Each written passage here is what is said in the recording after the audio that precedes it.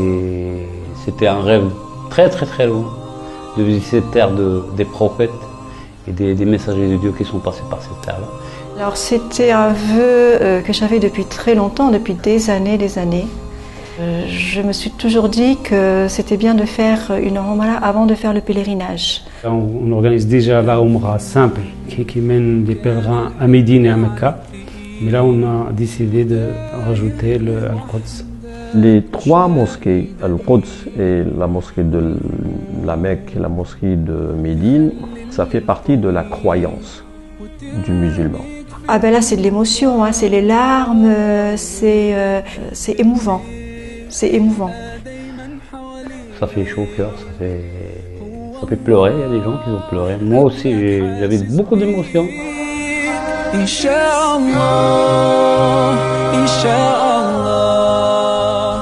Le Coran nous a parlé de Quds. Allah subhanahu wa ta'ala nous a consacré carrément toute une sourate, un chapitre entier sur le Quds.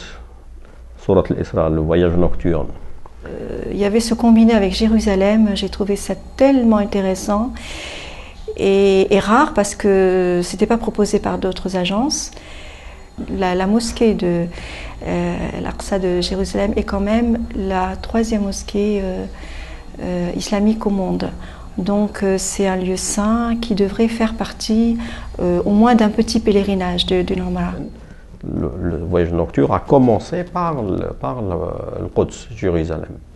Et de là, le prophète sallallahu alayhi wa sallam a dirigé la prière. Non seulement il a pratiqué la prière, cette mosquée, il l'a dirigée avec tous les prophètes.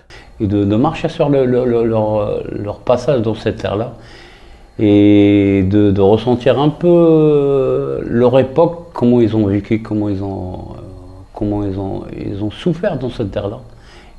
Il y a une dimension religieuse très forte, il y a une dimension humaine très forte. Je pense que c'est un parcours initiatique de pouvoir poser un pied sur ces territoires-là. Et je vous dire, le jour où je suis parti, c'était mon rêve de revenir en deuxième.